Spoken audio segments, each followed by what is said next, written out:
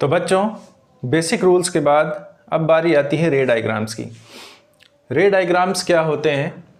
रे diagrams, light रे से ही बना है वर्ड रे, और लाइट रेज के जो डायग्राम्स हम बनाते हैं कॉनकेव मिरर के केस में या कॉन्वेक्स मिरर के केस में, वो रे डायग्राम्स कहलाते हैं कि किस तरह से ऑब्जेक्ट से रेज आ रही हैं और रिफ्लेक्ट होकर मिरर से किस तरह से रिफ्लेक्ट बैक होकर के आपस में मीट करके इमेज फॉर्मेशन कर रही हैं। इस पूरी कहानी को रे डायग्राम्स कहा जाता है। और ये रे डायग्राम्स एज इट इज़ बनाने को तो अगर आएंगे तो सिर्फ बोर्ड एग्जाम्स में आ सकते हैं, अदरवाइज मेन होता है कॉन्सेप्ट्स को समझना। ठीक है, कि ये कॉन्सेप्ट हमारी समझ में आ जाए कि रे जो आ रही है अगर फोकस पे है तो इमेज कहाँ बनेगी, कैसी बनेगी। तो ये ऑब्जेक्टिव क्वेश्चंस भी बहुत बनते हैं इसके ऊपर, और ये बहुत इंपॉर्टेंट टॉपिक हमारे लिए बन जाता है। तो बहुत ज़्यादा ज़रूरी है समझना कि ये रे डायग्राम्स क्या होते हैं और इनसे क्या क्या इंफॉर्मेशन हमें मिलती है। तो सबसे पहला केस अगर हम ले तो केस 1 है हमारा ऑब्जेक्ट बियॉन्ड सी। क्या मतलब कि अगर ऑब्जेक्ट हमारा सी फॉर सेंटर ऑफ कर्वेचर, अगर ऑब्जेक्ट हमारा सेंटर ऑफ कर्वेचर से पीछे रखा है, दूर रखा हुआ है, तो इमेज फॉर्मेशन कहाँ पर होगी। तो इस फिगर में हम लोग देखते हैं, इस रे डायग्राम में हम लोग देखते हैं कि कैसे इमेज फॉर्मेशन होगी अगर हमारा जो ऑब्जेक्ट है वो बियॉन्ड सी रखा हुआ है, या इसको कह सकते हैं कि ऑब्जेक्ट इज बिटवीन इन्फिनिटी और सेंटर ऑफ कर्वेचर के रखा हुआ है। तो यहाँ पर पहले से मैंने आप लोगों की आसानी के लिए कुछ डायग्राम्स बना के रखे हैं। केस 1, केस 2 और केस 3 के टोटल केस 6 होने वाले हैं कॉनकेव मिरर्स के लिए। ये वो स्केल है जिससे मैंने ये सारे के सारे डायग्राम बनाए हैं। क्यों? क्योंकि स्केल से प्रॉपर डायमेंशंस लेने के बाद हमको मालूम चलेगा एग्जैक्टली कि हमारी इमेज फॉर्मेशन कैसी हो रही है, किस साइज़ की हो रही है और कहाँ पर हो रही है। ठीक है, तो लेते हैं केस 1 ऑब्जेक्ट बियॉन्ड सी। ये हमारी प्रिंसिपल एक्सिस है, आप सब जानते हैं प्रिंसिपल एक्सिस। ये पोल है, ये फोकस है, ये पॉइंट हमारा क्या है, फोकस है, और ये पॉइंट हमारा सेंटर ऑफ कर्वेचर है। फोकस जो लिया जाता है वो हमेशा रेडियस ऑफ कर्वेचर का हाफ होता है। ठीक है, रेडियस ऑफ कर्वेचर का हाफ होता है, यानी ये जो सी है, ये सी से लेकर पोल तक की डिस्टेंस क्या है, आर है। ठीक, और फोकस इस आर का हाफ होता है हमेशा। लेकिन कुछ केसेस होते हैं जिसमें ये नहीं होता, वो केस क्या होते हैं वो आगे हम लोग देखेंगे। लेकिन आमतौर पर और अक्सर ये जो फोकस होता है ये रेडियस का हाफ होता है।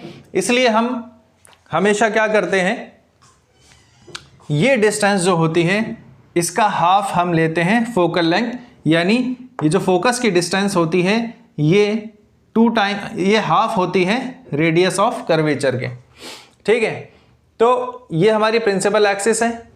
प्रिंसिपल एक्सिस के बाद ये सेंटर ऑफ कर्वेचर है, ये हमारा फोकस है, ये कॉनकेव मिरर है। तो पहले केस में हमने क्या किया कि अपने ऑब्जेक्ट को, ये ए बी क्या है, हमारा ऑब्जेक्ट है जिसकी इमेज हमको बनानी है। ये इन्फिनिटी है, हमने ये माना है कि लाइट रेज जो है वो बहुत दूर से आ रही हैं, इन्फिनिटी से आ रही हैं। तो ये है रे 1, I1 जिसको हमने नाम दिया है इंसिडेंट रे 1। ये इंसिडेंट रे आ रही है और रिफ्लेक्ट होकर के फोकस से गुजर रही है। ठीक है, इसी तरह से पॉइंट ए से ही हमने माना कि दूसरी रे आ रही है फोकस से होते हुए और इस पॉइंट पर रिफ्लेक्ट बैक होती है R2, ये यहां पर मीट करती है।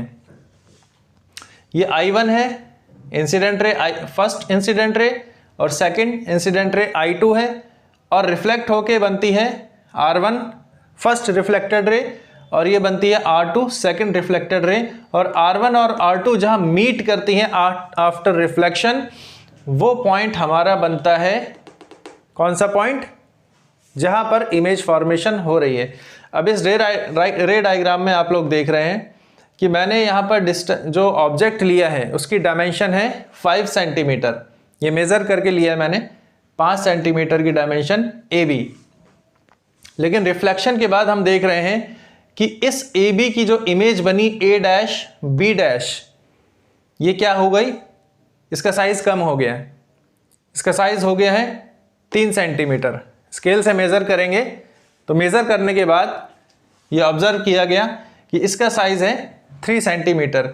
तो यहाँ पर क्या चीज़ मालूम चल रही है हमें, यहाँ पर ये बात क्लियर हो रही है कि अगर ऑब्जेक्ट बियॉन्ड C रखा हुआ है तो क्या होगा, उसकी जो इमेज फॉर्मेशन होगी वो होगी between C and F, centre of curvature और फोकस के बीच में उसकी इमेज फॉर्मेशन होगी आफ्टर रिफ्लेक्शन। ठीक, और दूसरा पॉइंट क्या मालूम चला कि उसका साइज भी कम हो जाएगा ऑब्जेक्ट के साइज से, यानी इमेज साइज छोटा हो जाएगा ऑब्जेक्ट के साइज से। यही पॉइंट्स मैंने यहां पर लिखे हैं। इमेज बनेगी कहां, between focus and centre of curvature, जैसे कि आप देख रहे हैं C और F के बीच में इमेज फॉर्मेशन हो रही है। दूसरा क्या होगा, इमेज कैसी बनेगी, real and inverted. Real image का क्या मतलब होता है, रियल इमेज का मतलब होता है कि एक्चुअल रेज के मीट होने से इमेज बन रही हो। एक्चुअल रेज यानी मिरर के सेम साइड, यानी जहां से रेज आ रही थी सेम साइड पर ही इमेज की फॉर्मेशन हो रही हो। ठीक है, कुछ केसेस में इस मिरर के बिहाइंड भी ऑब्जेक्ट इमेज फॉर्मेशन होगी। ठीक है, तो हम उस केस में जहां पर इमेज फॉर्मेशन मिरर की सेम साइड में होती है उसको कहते हैं रियल इमेज। क्यों, क्योंकि रियल इमेज हम देख रहे हैं यहां पर रियली रेज, रिफ्लेक्टेड रेज के रियली मीट करने पर बन रही है, बिहाइंड द मिरर नहीं बन रही। तो ये हमारी इमेज कहलाती है रियल इमेज। और इन्वर्टेड इमेज भी बन रही है। इन्वर्टेड का मतलब उल्टा, अगर हमारा AB इस तरह से रखा था तो रिफ्लेक्शन के बाद इसकी इमेज उल्टी बन रही है इस तरह से, इसलिए इसको कहा गया कि इन्वर्टेड इमेज बन रही है। एक ख़ास पॉइंट है यहाँ पर याद रखने के लिए, ये हमेशा हमको याद रखना पड़ेगा, इससे क्वेश्चन सॉल्व करने में बड़ी आसानी होगी। वो ये real images are always inverted.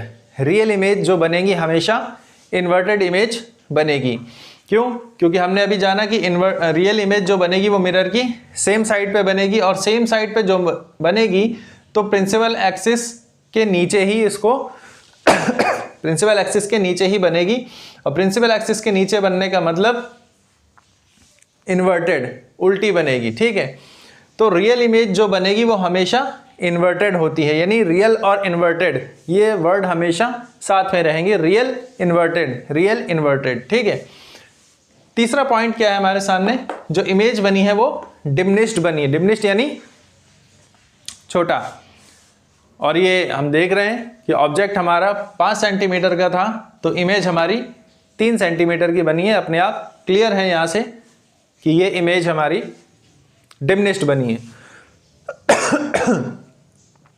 और चौथा पॉइंट, मैग्निफिकेशन की बात अगर करें तो मैग्निफिकेशन क्या होता है, मैग्निफिकेशन होता है ratio of height of image और हाइट ऑफ ऑब्जेक्ट।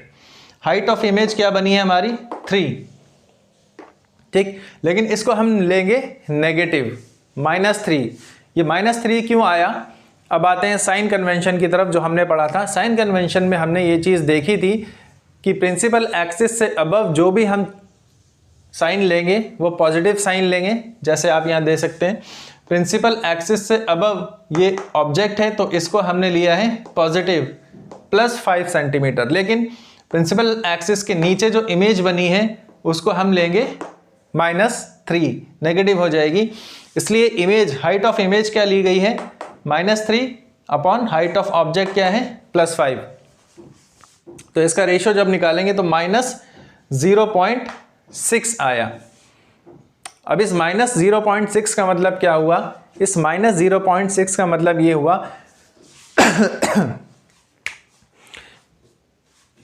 कि मैग्नीट्यूड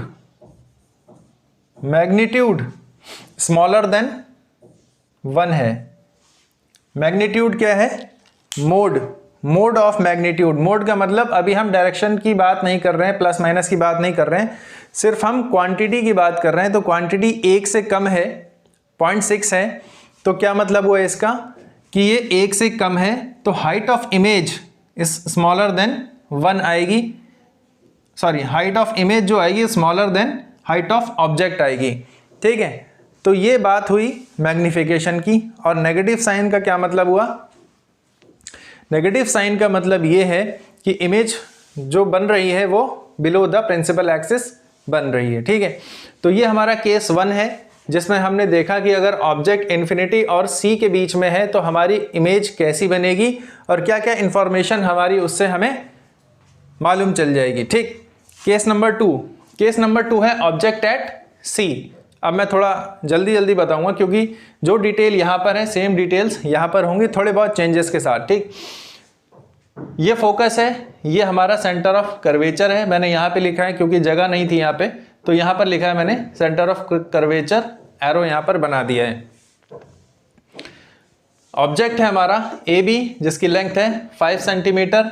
एक रे I1 गई रिफ्लेक्ट होके, यहाँ से निकली फोकस से। दूसरी रे I2 गई, फोकस से गई, रिफ्लेक्ट होके यहाँ से निकली। इस पॉइंट पर दोनों रेज मीट करती हैं, R1 और R2, तो इमेज फॉर्मेशन हमारी हो रही है सेम पॉइंट पर, यानी at centre of curvature C। तो अगर ऑब्जेक्ट हमारा एट C पर है, यानी पहले इन्फिनिटी और C के बीच में था, इन्फिनिटी और C के बीच में था हमारा ऑब्जेक्ट, तो इमेज फॉर्मेशन C और F के बीच में हो रही थी। अब अगर ऑब्जेक्ट हम खींच के C पे ले आते हैं तो इमेज फॉर्मेशन भी हमारी कहाँ पर हो रही है? C पर। यानी जैसे हमारा ऑब्जेक्ट इधर बढ़ रहा है, इमेज हमारी पीछे की तरफ बढ़ रही है। तो जब भी जो केस होगा, केस 2, ऑब्जेक्ट एट C पर होगा तो इमेज फॉर्मेशन भी हमारी C पर होगी। ठीक है, तो क्या कंक्लूजन निकला यहां से? इमेज भी फॉर्म होगी कहां पर? C पर। अगर ऑब्जेक्ट C पर है, कैसी होगी? Real and inverted. मैंने भी बताया रियल और इन्वर्टेड हमेशा केस साथ में रहेगा। एक्चुअल रेज मीट हो रही हैं तो इमेज बनेगी रियल, और हम देख रहे हैं कि इमेज हमारी उल्टी हो गई है तो इन्वर्टेड। तीसरा पॉइंट क्या पता लगा? सेम साइज ऑफ ऑब्जेक्ट हमारा 5 सेंटीमीटर का लिया था यहाँ पर इमेज का भी जो फॉर्मेशन हो रहा है वो 5 सेंटीमीटर का हो रहा है। ठीक है, मैग्निफिकेशन की बात करें तो हाइट ऑफ इमेज -5 क्योंकि प्रिंसिपल एक्सिस से नीचे बना है, और हाइट ऑफ ऑब्जेक्ट +5, तो आंसर क्या आया? -1। इस -1 का क्या मतलब है? अगर हम सिर्फ बात करें क्वांटिटी की, यानी मॉड लगा दें मैग्निफिकेशन में, तो क्या मतलब हुआ इसका? Same size of object. ये जो है हमारा, ये जो क्वांटिटी है, ये शो करती है कि इमेज का साइज कितना है, ऑब्जेक्ट से ज़्यादा है या ऑब्जेक्ट से कम है। अगर इमेज का साइज हमारा 1 है, मैग्निफिकेशन 1 आया, इसका मतलब ये होता है कि ऑब्जेक्ट का साइज और इमेज का साइज दोनों बराबर हैं। अगर ये मैग्निफिकेशन 1 से कम आता है, जैसे कि यहाँ पर आया था 0.6, तो इसका मतलब ये होता है कि height of image height of object से कम है। ठीक, और नेगेटिव साइन का मतलब क्या है? Below the principal axis. ठीक, तो यहां से एक पॉइंट हमको और पता लगता है कि magnification for real image is always negative. जो रियल इमेज बनेगी, जैसे पहले भी रियल इमेज बनी थी और इस केस में भी रियल इमेज बनी है, तो यहां एक पॉइंट हमको मालूम चला कि मैग्निफिकेशन जो भी होगा रियल इमेज का, वो हमेशा नेगेटिव होगा। ये सारे पॉइंट्स याद करने वाले हैं, याद रखने वाले हैं। इनको आप नोट्स के तौर पर कहीं पे अपनी कॉपी में लिख लीजिएगा। क्यों? क्योंकि at the time of solving the problem और ऑब्जेक्टिव क्वेश्चन लगाते हुए ये सारे पॉइंट्स हमको याद रखने पड़ेंगे। ठीक है, तो तीसरा केस हमारा क्या बनता है? Object between C and F। अब हमने ऑब्जेक्ट को और अपने इधर खिसका दिया। क्या करा? C और F के बीच में हमने अपने ऑब्जेक्ट को रखा है। पहले इन्फिनिटी पे था, इन्फिनिटी और C के बीच में था, फिर C पे आया, अब C और F के बीच में हमारा ऑब्जेक्ट यहाँ पर आ गया, ये है, ये C और F के बीच में ये ऑब्जेक्ट AB हमारा 5 सेंटीमीटर का आ गया है। तो इससे जो इमेज फॉर्मेशन हो रही है वो आप देख सकते हैं A डैश B डैश हो रही है। कहाँ पर हो रही है? बियॉन्ड C, ये C पॉइंट है, C पॉइंट से पीछे की तरफ इमेज फॉर्मेशन हो रही है।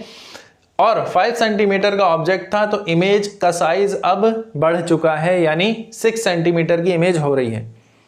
तो ये पढ़ते पढ़ते ही कुछ चीज़ें हमें क्लियर होना शुरू हो गई होंगी कि जैसे जैसे ऑब्जेक्ट इधर आ रहा है इमेज फॉर्मेशन पीछे हो रही है, ठीक है, और जैसे जैसे ऑब्जेक्ट आगे आ रहा है इमेज का साइज भी बढ़ता चला जा रहा है, ठीक।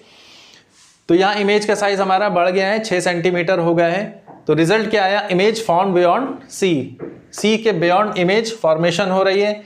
और पहले दो केसेस की तरह रियल एंड इन्वर्टेड है। क्यों? क्योंकि एक्चुअल रेज मीट कर रही हैं और on the same side of mirror meet कर रही हैं। तीसरा केस जो चेंज हुआ है यहाँ पर वो क्या है? इमेज का साइज इस बार एनलार्ज हो चुका है, जो कि पहले दो केसेस में नहीं था।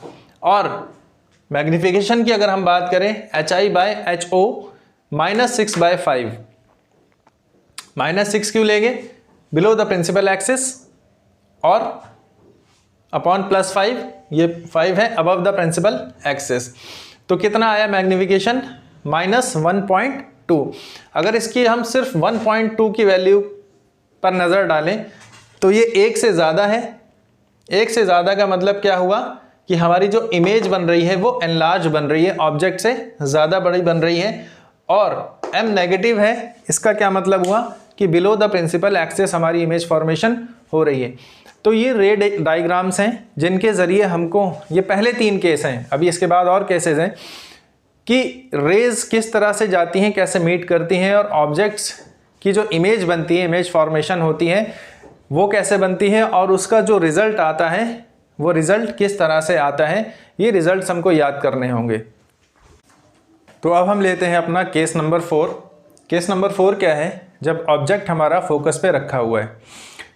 तो जब ऑब्जेक्ट हमारा फोकस पे रखा होगा, जैसे कि यहाँ पर शो हो रहा है, ये AB, ये हमारा ऑब्जेक्ट है जिसका साइज़ 5 सेंटीमीटर है।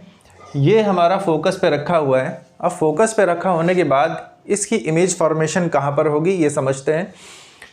तो लाइट रिफ्लेक्ट होके ये इंसिडेंट रे है, ये रिफ्लेक्ट होगी कॉनकेव मिरर से और back to the focus reflect हो जाएगी। ये जो R1 है ये रिफ्लेक्टेड रे है, इंसिडेंट रे 1 की, I1 की। अब बात आती है कि अब यहाँ से फोकस से तो रे गुजर चुकी है हमारी, अब जो सेकंड रे होगी वो कहाँ से निकलेगी? सेकंड रे को हम दोबारा फोकस से तो नहीं पास करा सकते। तो यहाँ पर क्या होगा, हम ये मानते हैं कि ये सेकंड रे जो है I2, ये पोल से रिफ्लेक्ट हो करके बाद में आगे जाएगी। तो यहाँ पर अगर आपको याद होगा कि हमने इससे पहले पढ़ा था ऑब्लिक इंसिडेंस। ऑब्लिक इंसिडेंस का केस हमने देखा था। ऑब्लिक इंसिडेंस क्या था कि अगर कोई ऑब्जेक्ट, उससे जो लाइट रेज निकल रही हैं वो अगर पोल पर स्ट्राइक करती हैं तो वो एट द सेम एंगल, ये जो सेम एंगल है ये थीटा मान ले अगर इसको एंगल ऑफ इंसिडेंस, तो ये सेम एंगल थीटा पर ही रिफ्लेक्ट बैक होती हैं। ये जब बेसिक रूल हमने देखे थे इमेज फॉर्मेशन के, तो उसमें रूल नंबर 4 ये हमने देखा था कि इसको ऑब्लिक इंसिडेंस कहते हैं, कि सेम एंगल पर ही ये पास हो जाएगी। क्यों होगी? क्योंकि इस केस में ये जो प्रिंसिपल एक्सिस है पासिंग थ्रू पोल, ये एज ए नॉर्मल भी काम करेगा। तो इस इंसिडेंस रे I2 के लिए ये प्रिंसिपल एक्सिस नॉर्मल है, और हम जानते हैं कि रिफ्लेक्शन जो होता है वो angle of incidence normal line के अलॉन्ग होता है, और एंगल ऑफ इंसिडेंस जो होता है वो एंगल ऑफ रिफ्लेक्शन होता है। इसलिए यहाँ पर जो लाइट रे I2 आ रही है, जो यहाँ पर स्ट्राइक करेगी वो थीटा एंगल बनाते हुए ही, क्योंकि थीटा एंगल यहाँ पर भी है, थीटा एंगल बनाते हुए ही वापस चली जाएगी।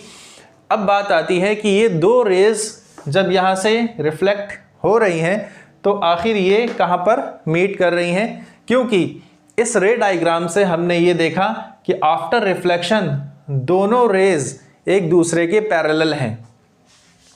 रिफ्लेक्शन के बाद दोनों रेज एक दूसरे के पैरेलल हैं और हम जानते हैं parallel raise meets at infinity.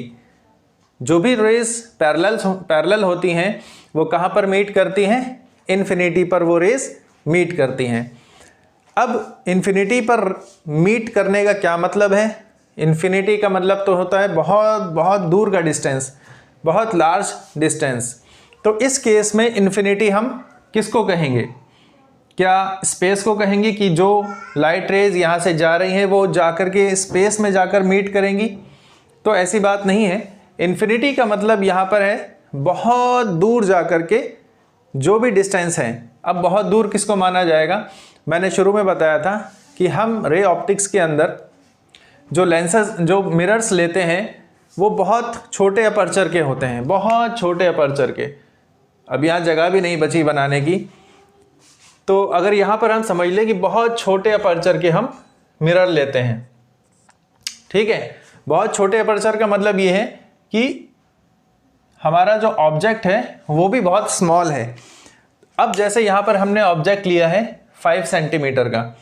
5 centimetre का जो ऑब्जेक्ट है, अगर हम ये कहें कि इसकी इमेज फॉर्मेशन इन्फिनिटी पर हो रही है, तो इसका मतलब ये समझा जा सकता है कि बहुत दूर जाकर कहीं ना कहीं ये रेज आपस में मीट हो रही हैं और वहाँ पर जो मीट होने के बाद इसकी जो इमेज बन रही है वो बहुत बड़ी साइज़ में बन रही है। अभी इसके बारे में बात करते हैं। फिलहाल हम देखते हैं कि पैरेलल रेज कहाँ पर मीट कर रही हैं? एट इन्फिनिटी पर। तो जो हमारी इमेज फॉर्मेशन हो रही है उसका क्या रिजल्ट आया निकल के? पहला कि इमेज बनेगी एट इन्फिनिटी। दूसरा क्या है? दूसरा है कि इमेज जो बनेगी वो रियल और इन्वर्टेड बनेगी। क्यों बनेगी रियल और इन्वर्टेड? क्योंकि रियल इमेज तभी बनती है जब एक्चुअल रेज मीट कर रही हो, और ये एक्चुअल रेज मीट कर रही हैं, भले ही इन्फिनिटी पर मीट कर रही हैं, लेकिन एक्चुअल रेज ये मीट कर रही हैं after reflection on the same side of mirror. तो जब हम ये समझते हैं कि भाई ये इमेज जो है ये रियल बनेगी, तो हम ये जानते हैं कि जब रियल इमेज बनती है तो हमेशा इन्वर्टेड ही होती है। ये रूल हम पहले भी सुन चुके हैं और पढ़ चुके हैं कि रियल और इन्वर्टेड हमेशा एक साथ में रहेगा। तीसरी बात आती है कि इमेज का साइज़ क्या होगा। इमेज का साइज़ क्या होगा? तो इमेज का जो साइज़ होगा वो क्या होगा? Highly magnified. बहुत ज़्यादा बड़ी इमेज फॉर्मेशन इस केस में होगी जबकि हमारा ऑब्जेक्ट फोकस पे रखा हुआ होगा, क्योंकि इमेज हमारी बन रही है इन्फिनिटी पर और कहीं बहुत दूर जाकर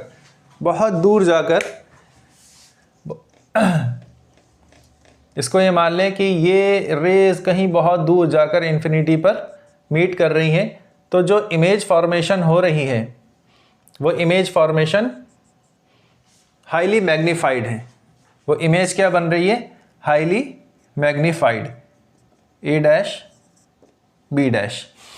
तो कहीं बहुत दूर जाकर ये रेज आपस में मीट कर रही हैं, जिसकी वजह से हाईली मैग्नीफाइड इमेज हमारी बन रही है। और मैग्नीफिकेशन कितना होगा? Height of image. अब यहाँ हाइट ऑफ इमेज कितनी होगी ये तो हम नहीं बता सकते, लेकिन हम मान लेते हैं as compared to the size of the object, ये ऑब्जेक्ट का साइज हमारा 5 सेंटीमीटर है, तो मान लेते हैं कि इमेज का साइज 5000 सेंटीमीटर होगा। मान लेते हैं इमेज का साइज क्या है? 5000 सेंटीमीटर। तो हाइट ऑफ इमेज क्या है? 5000 सेंटीमीटर। ये नेगेटिव साइन क्यों आया? क्योंकि बिलो द प्रिंसिपल एक्सिस ये बन रही है इमेज। तो -5000 centimetre upon height of object 5 centimetre. तो क्या रिजल्ट आया? मैग्नीफिकेशन आया 1000 सेंटीमीटर। यानी अगर हम सिर्फ क्वांटिटी की बात करें तो इमेज जो फॉर्म हो रही है वो हाईली मैग्नीफाइड है, बहुत ज़्यादा बड़ी हुई, और ग्रेटर देन 1 इसका जो ये साइन आ रहा है ये यही शो कर रहा है कि बहुत ज़्यादा एज़ कम्पेयर टू 5000 बहुत ज़्यादा बड़ा नंबर है एज़ कम्पेयर टू 5 सेंटीमीटर। तो हम ये कंसीडर कर लेते हैं कि बहुत दूर जाकर के इमेज बन रही है और बहुत ज़्यादा मैग्नीफाइड इमेज हमको यहाँ पर मिलेगी, जबकि ऑब्जेक्ट हमारा कहाँ होगा? फोकस पर। ये सारे जो मैंने लिखा हुआ है आप वीडियो पॉज करके इसको लिख सकते हैं, नोट कर सकते हैं। ये आप ही के लिए मैंने इजी वे में इसको बनाने की कोशिश करी है, ताकि जब नोट्स हमारे सामने हो तो एक कंसाइज व्यू हमारे पास आ रहा हो कि जितने भी 6 के 6 केसेस बन रहे हैं वो एक ही नज़र में हमारी आंखों के सामने से गुजर जाएं, बार बार पेजेस पलटने की ज़रूरत ना पड़े। अब केस नंबर 5 है कि ऑब्जेक्ट हमारा F और P के बीच में रखा हुआ है। हम शुरू से देख रहे हैं कि ऑब्जेक्ट हमारा मिरर के नज़दीक जा रहा है और इमेज हमारी पीछे बढ़ती जा रही है। अब हमने क्या किया, अब यहाँ F से आगे बढ़ा दिया हमने अपने ऑब्जेक्ट को, और F और P के बीच में हमारा ऑब्जेक्ट AB रखा हुआ है। ये A है और ये B है। यहाँ पर भी ऑब्जेक्ट का जो साइज़ है वो 5 सेंटीमीटर है। तो क्या हुआ, एक रे निकली इंसिडेंट रे I1, रिफ्लेक्ट हुई फोकस से R1, ठीक है। दूसरी रे ऑब्लिक इंसिडेंस का रूल फॉलो करते हुए स्ट्राइक करती है P पर और रिफ्लेक्ट बैक होती है R2 पर। अब जब रे डायग्राम हम इसका बनाते हैं तो ये रेज जो रिफ्लेक्ट बैक हो रही हैं, हम देख रहे हैं इनका आपस में जो ये डिस्टेंस है ये बढ़ रहा है। यानी ये जो रेज है ये क्या है, ये डाइवर्जिंग रेज हैं। डाइवर्ज यानी एक दूसरे से दूर जाती हुई रेज हैं। और हम ये जानते हैं कि जब रेज डाइवर्जिंग होती हैं तो वो कभी आपस में नहीं मिलती। डाइवर्जिंग रेज आपस में कभी भी नहीं मिलती। तो क्या मतलब, क्या इस केस में इमेज फॉर्मेशन नहीं होगी? तो जवाब है कि इस केस में भी इमेज फॉर्म होगी, लेकिन रियली ये रेज एक दूसरे से मीट नहीं करेंगी। तो जब मीट नहीं करेंगी तो हम क्या करेंगे, हम ये मानेंगे और ऐसा होता हुआ दिखाई देगा कि ये दोनों रेज बिहाइंड द मिरर पीछे जाकर एक्सटेंड अगर हम करते हैं तो ये बिहाइंड द मिरर जा कर के एक दूसरे से मीट करेंगी, ठीक है। तो इस रिफ्लेक्टेड रे R1 को हमने पीछे एक्सटेंड किया यहाँ पर, और इस R2 को हमने पीछे एक्सटेंड किया यहाँ पर। तो हम देख रहे हैं कि कहीं आगे जा कर के यहाँ पर हमारी इमेज फॉर्मेशन हो रही है A' और B'। तो इस तरीके से अब हम ये देखते हैं कि हमारे सामने क्या रिजल्ट्स आते हैं इस केस में। पहला जो रिजल्ट आता है वो आता है इमेज जो बनेगी वो फॉर्म्ड इनसाइड द मिरर, यानी इमेज जो है वो इनसाइड द मिरर बनेगी। अब ये पॉइंट बहुत ज़्यादा समझने वाला है कि इनसाइड द मिरर का क्या मतलब हुआ। इससे पहले जितने भी केसेस हमने देखे थे उन सारे के सारे केसेस में इमेज जो बन रही थी वो मिरर से रिफ्लेक्ट होके कहीं पीछे जा कर के on the same side of mirror बन रही थी, और उस इमेज को हम स्क्रीन पर ले रहे थे। उस इमेज को हम स्क्रीन पर ले रहे थे और इस मिरर पर वो इमेज नहीं बन रही थी। फॉर एग्जांपल, अगर इन्फिनिटी से लाइट रेज आ रही हैं और मिरर पर स्ट्राइक कर रही हैं, ये मिरर है और इन्फिनिटी से लाइट रेज आ रही हैं, तो मिरर से रिफ्लेक्ट होकर वो एक पॉइंट पर जाकर के मीट करती थी जिसको हम फोकस कहते थे, और उस फोकस को हम किसी स्क्रीन पर आराम से देख सकते हैं। तो इससे पहले के चारों केसेस में यही हो रहा था। ये एक ऐसा केस है जिसमें जो इमेज बन रही है वो मिरर के अंदर बन रही है और उस इमेज को हम किसी स्क्रीन पर नहीं ले रहे हैं। तो ये हमारा मिरर है। मिरर के इनसाइड या बैक साइड कुछ भी कह सकते हैं, बिहाइंड द मिरर भी कहा जा सकता है कि बिहाइंड द मिरर या इनसाइड द मिरर ये इमेज बन रही है। तो इसका एग्जाम्पल क्या होता है? इसका एग्जाम्पल होता है वो मिरर जिसमें हम अपना चेहरा देखते हैं, और ख़ास तौर पर वो मिरर जो बिल्कुल नज़र के नज़दीक ला करके उसमें हम काम करते हैं। पहले भी मैंने लेक्चर में ये बात डिस्कस करी थी कि मिरर की एप्लीकेशंस की जहाँ बात हो रही थी तो वहाँ पर शेविंग मिरर या मेकअप मिरर की बात आई थी। तो वो यही वाला केस था कि कॉनकेव मिरर है, और कॉनकेव मिरर ऐसा जिसका रेडियस ऑफ कर्वेचर बहुत बड़ा है, जिसका रेडियस ऑफ कर्वेचर बहुत बड़ा रखा गया है, और ताकि उसका फोकस भी बहुत दूर तक हो। ऐसा किस लिए किया गया? ऐसा इसलिए किया गया क्योंकि मान लीजिए ये मेरे पास एक मिरर है, शेविंग मिरर है, या मुझे एक ऐसा मिरर चाहिए जिसमें मेरा चेहरा बड़ा दिखाई दे, जिसमें मेरा चेहरे का एक एक पार्ट और एक एक चीज़ बड़ी दिखाई दे। तो उसके लिए यहाँ पर कॉनकेव मिरर इस्तेमाल करते हैं, लेकिन कॉनकेव मिरर में भी एक कंडीशन ये देखनी पड़ती है कि जो ऑब्जेक्ट हो वो फोकस और पोल के बीच में होना चाहिए। तो इसीलिए ये कॉनकेव मिरर्स जो शेविंग मिरर होते हैं वो बड़े रेडियस ऑफ कर्वेचर के बनाए जाते हैं, ताकि जब रेडियस ऑफ कर्वेचर बड़ा होगा उस केस में फोकस भी काफ़ी डिस्टेंस पर होगा। मान लीजिए मेरे पास एक कॉनकेव मिरर है जिसका फोकस काफ़ी डिस्टेंस पर है और मेरे पीछे आ रहा है कहीं पे, ठीक है। तो फोकस इसलिए दूर रखा गया ताकि मेरा चेहरा कहीं भी हो इस मिरर के तो वो फोकस और पोल के बीच में आना चाहिए। तो जब फोकस और पोल के बीच में मेरा चेहरा आएगा तो जो मेरे चेहरे की इमेज बनेगी वो इनसाइड द मिरर बनेगी और क्या बनेगी, एनलार्ज्ड बनेगी। इनसाइड द मिरर बनेगी और एनलार्ज्ड बनेगी और क्या बनेगी, इरेक्ट, यानी सीधी इमेज बनेगी। अगर एनलार्ज तो बने लेकिन इन्वर्टेड इमेज बनने लगे तो पता लगा मेरा चेहरा ही उल्टा दिखाई दे रहा है मिरर के अंदर, तो वो भी गलत हो जाएगा।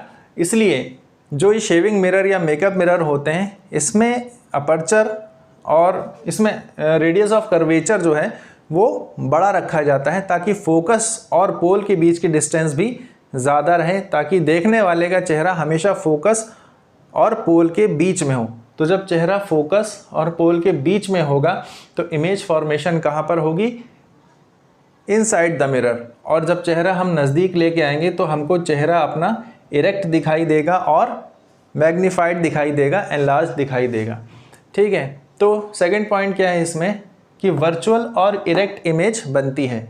वर्चुअल यानी एक्चुअल रेज के मीट होने से ये इमेज नहीं बनती, बल्कि एक्चुअल रेज को हम एक्सटेंड करते हैं बैक साइड और ये इमेज हमें मिलती है जिसको हम कहते हैं वर्चुअल इमेज। यहाँ पर रियल इमेज नहीं है, यहाँ पर क्या है, वर्चुअल इमेज है और इरेक्ट है यानी सीधी इमेज यहाँ पर हमको मिल रही है। तीसरी चीज़ क्या है इसमें, मैग्नीफाइड इमेज मिल रही है, ठीक। ये जो केस नंबर 5 है यहाँ पर, ये सिंगल केस ऐसा है कॉनकेव मिरर के केस में जो कि अदर केसेस से डिफ़र करता है, अदर मिरर के केसेस में डिफ़र करता है। क्या डिफरेंस आ जाता है कि इससे पहले के जो हमने 4 केस देखे हैं और इसके बाद का जो ये 6th या छठा केस है इनको छोड़ दें तो सिर्फ केस नंबर 5 में जो इमेज फॉर्मेशन होती है वो वर्चुअल और इरेक्ट होती है, और मैग्नीफाइड तो खैर पहले के केसेस में भी हो रही थी, लेकिन वर्चुअल और इरेक्ट इमेज फॉर्मेशन हमेशा केस 5 में होती है, ये आप याद रखिएगा। और केस 5 क्या है, जब ऑब्जेक्ट हमारा फोकस और पोल के बीच में एग्जिस्ट करता है। तो मैग्निफिकेशन क्या होगा इसका, मैग्निफिकेशन इसका हमेशा पॉजिटिव होगा। क्यों, क्योंकि height of image upon height of object होता है magnification. Height of image principal axis से ऊपर है, इसलिए हाइट ऑफ इमेज हमेशा यहाँ पर पॉजिटिव ली जाएगी, और हाइट ऑफ ऑब्जेक्ट तो पॉजिटिव होती ही है। तो मैग्निफिकेशन HI/H0 क्या होगा, ऊपर भी पॉजिटिव है नीचे भी पॉजिटिव है, इसलिए मैग्निफिकेशन हमेशा पॉजिटिव होगा केस नंबर 5 में। और एनलार्ज्ड इमेज बन रही है तो मैग्निफिकेशन काफ़ी ज़्यादा बड़ा होगा ऑब्जेक्ट से, ठीक है। तो यहाँ पर मैंने एक नोट भी लिखा है, only in this case magnification is positive. सिर्फ इसी केस में कॉनकेव मिरर के केस में, केस नंबर 5 में जो मैग्निफिकेशन होता है वो पॉजिटिव होता है। इसके अलावा जितने भी मैग्निफिकेशन है सारे केसेस में वो नेगेटिव होते हैं। अब क्या है, अब लास्ट केस है हमारा, ऑब्जेक्ट हमारा कहाँ पर है, इन्फिनिटी पर। ये इन्फिनिटी है, इन्फिनिटी से हमारी लाइट रेज आ रही हैं और रिफ्लेक्शन के बाद फोकस से पास करेंगी, ये तो हम जानते हैं। तो फोकस से पास करने पर जो हमारा इमेज फॉर्मेशन होगा वो क्या होगा, इमेज बनेगी हमारी कहाँ पर, फोकस पे बनेगी।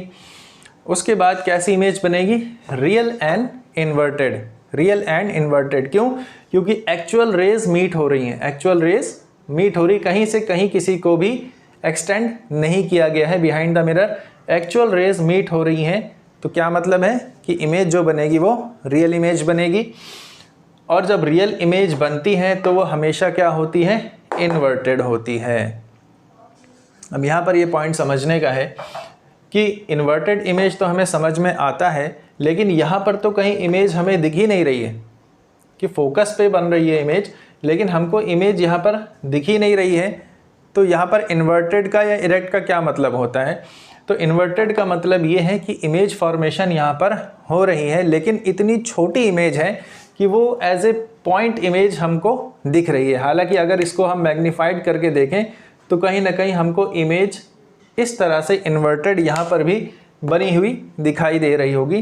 क्यों? क्योंकि हम ये जान रहे हैं, केस नंबर 1 से हमने देखा, जैसे ही हम ऑब्जेक्ट को पास में लाते हैं इमेज हमारी पीछे चली जाती है, और क्या है, ऑब्जेक्ट को जैसे ही करीब लाते हैं इमेज हमारी बैक साइड होती है और बड़ी होती चली जाती है।